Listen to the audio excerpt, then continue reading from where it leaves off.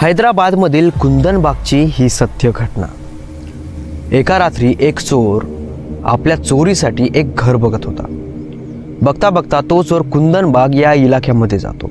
या इलाक्यामध्ये गेल्यानंतर त्याला एक घर दिसतं, ज्या घरामध्ये लाईट चालू नसते, एकदम शांतता असते, कोणी नसल्यागत।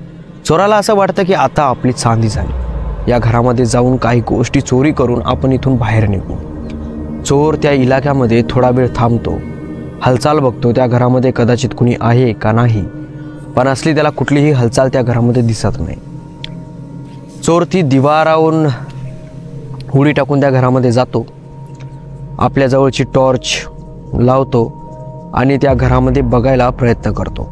त्या घरामध्ये त्याला कुणीही दिसत नाही। सगळ्या रूम्स बघतो, सगळ्या रूम्समध्ये त्याला कुणीही दिसत नाही आणि त्याला चोरीचं सामानसुद्धा तेवढं परफेक्टली दिसत नाही की हे आपण चोरी करून इथून जायला पाहिजे। मग तो एका रूममध्ये घुसतो, जे रूम त्याने अजून पण बघितलेलं नसतं। ते एक बेडरूम असतं आणि त्याला कदाचित असं वाटतं की बेडरूममध्ये बघणं हे बरोबर नाही। कदाचित बेडरूममध्ये जर कुणी झोपलेला असेल आणि आपण जर त्या बेडरूमचा दरवाजा खोलला तर त्याला जाग आली तर आपल्यालाच अडचण होईल। त्यामुळे तो बेडरूममध्ये बघत नाही। पण त्याचं दुर्दैव असं की बाहेर त्याला चोरी करण्यासारखं काहीही दिसलं नाही।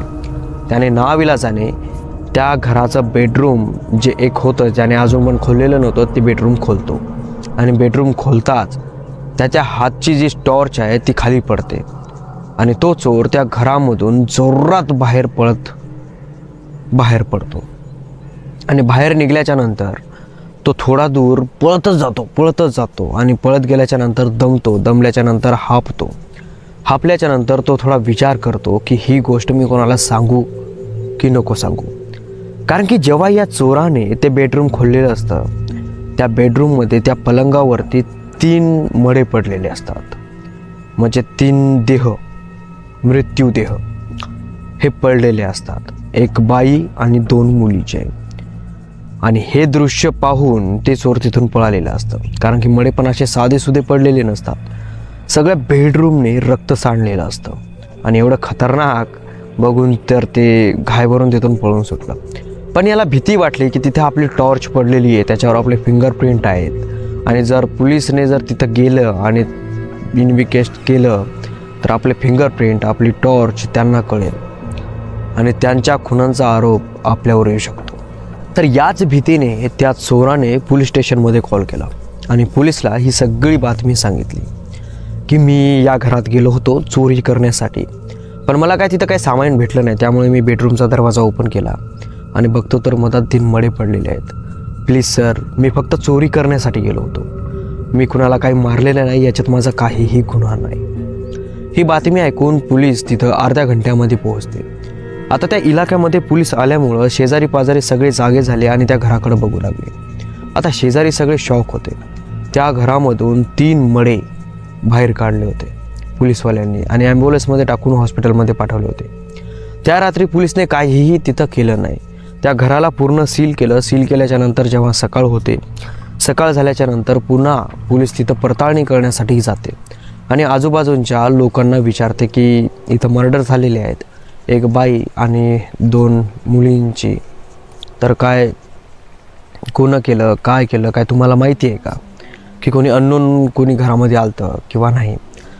तर तिथले शेजारी अशी म्हणत होतं की अननोन कोणीतरी या घरात येऊ शकत नाही, कारण की जर आमच्या शेजारच्या जर कोणता मुलगा किंवा बारीक लेकरू जरी या घराच्या ग्राउंडमध्ये सुद्धा गेलं तर ती जी बाई होती ती बाई त्या मुलांवर धावत पळत सुटायची, कधी चाकू घेऊन तर कधी कुऱ्हाड घेऊन तर कधी काटूक घेऊन, जे हातात पडल ते त्या मुलांवर धावत पळत सुटायची।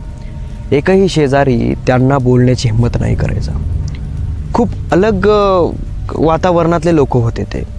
त्यांच्या त्या 2 मुली होत्या, त्या खूप अलगच होत्या, कुणासोबत खेळायच्या नाही, घराच्या बाहेर निघायच्या नाही, ते त्यांच्या बाल्कनीमध्ये यायच्या, खेळायच्या आणि वापस जायच्या। हे कुटुंबच फार अलग होतं हो। या कुटुंबामध्ये ह्या 2 मुली, हिचा नवरा आणि ही बाई, हे 4घच होते। तर पोलीसवाले म्हणले की नवरा वगैरे तर काही भेटला नाही, कदाचित त्याने तर मारून नाही ना यांना, तो पळून गेला। तर शेजारी पाजारी म्हणायचे की हो, कदाचित असंही होऊ शकतं, कारण की काही दिवसाच्या अगोदर 15-20 महिना झाला असेल, या महिन्याच्या अगोदर तिचा नवरा अचानक गायब झाला। कदाचित तो येऊन जर यांना मारून गेला असेल तर काय सांगावं बाबा, कारण की हे कालपर्यंत जागीच होते. आणि अजून एक महत्त्वाची गोष्ट सांगायची म्हणजे जेव्हा हे परिवार आम्हाला दिसत होता आणि या 2 मुली आम्हाला खेळताना दिसत होत्या, यांच्या हातामध्ये रक्ताच्या बॉटल्या असायच्या. त्या बॉटलांसोबत ह्या मुली खेळायच्या, हसायच्या, जोरजोरात हसायच्या. ती बाई पण हसायची, त्या मुली पण हसायच्या.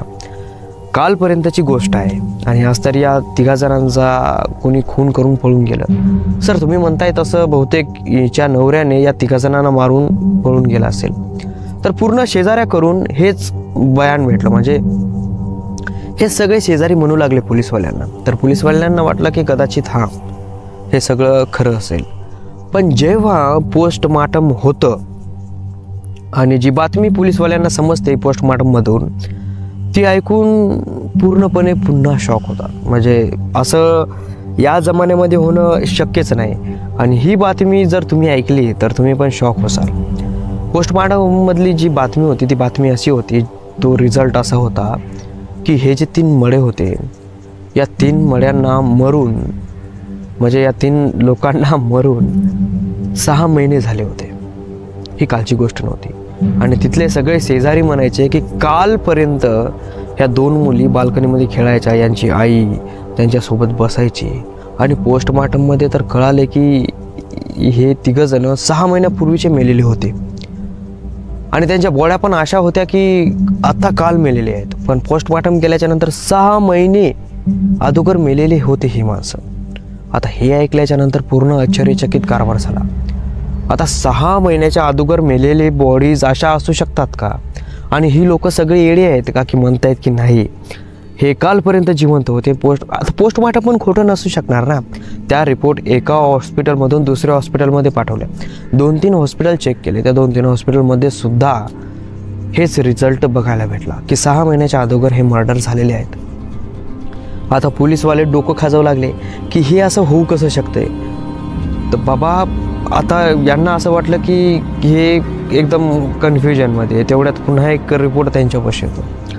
त्यांच्यापाशी असा रिपोर्ट येतो की ज्या बॉटला त्या मुली खेळायच्या रक्ताच्या, ते रक्त त्यांच्या वडिलांचं होतं. म्हणजे त्या मुलींनी, त्यांच्या आईंनी त्यांच्या वडिलांना मारून त्यांचे जे रक्त होतं ते त्या बॉटलीमध्ये भरलेलं होतं आणि त्या बॉटलीसोबत ते खेळायचे. आता ही गोष्ट जेव्हा शेजाऱ्यांना सांगितली, सगळे शेजारी शॉक झाले.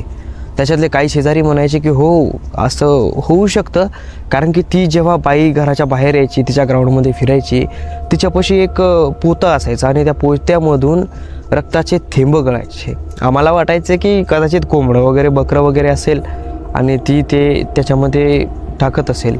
आणि ती बाई तिथं डस्टबिन असूनसुद्धा, त्या घराच्या बाजूला डस्टबिन असूनसुद्धा बाहेरच्या कचरा डब्यात टाकायची. म्हणजे जेव्हा ती गाडी यायची त्यावेळेस त्या कचरा डब्यात नाही, गाडी यायची त्या गाडीतच ते पोतं ती टाकायची.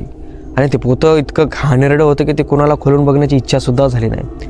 कदाचित असं होऊ शकतं की त्या बाईने तिच्या नवऱ्याला मारलं आणि तिची खांडाखूळ कंडून त्याचं रक्त एका बॉटलीमध्ये भरून ठेवलं 2-3, आणि जे मांस वगैरे होतं ते कचऱ्यामध्ये टाकून दिलं. तर ही गोष्ट जी आहे ना, ही घटना, ही सत्य घटना आहे. हैदराबादमधील कुंदन इलाक्यातली ही घटना आहे. तुम्ही इंटरनेटवर सर्च करून वाचू शकता. आणि ही अशी का झाली याची जी मिस्ट्री आहे ती अजून पण सॉल्व झालेली नाही. पोलीसवालेसुद्धा कन्फ्युजनमध्ये आहेत की माईला हे असं होऊ कसं शकतं आहे, खरंच हे असं होऊ कसं शकतं आहे.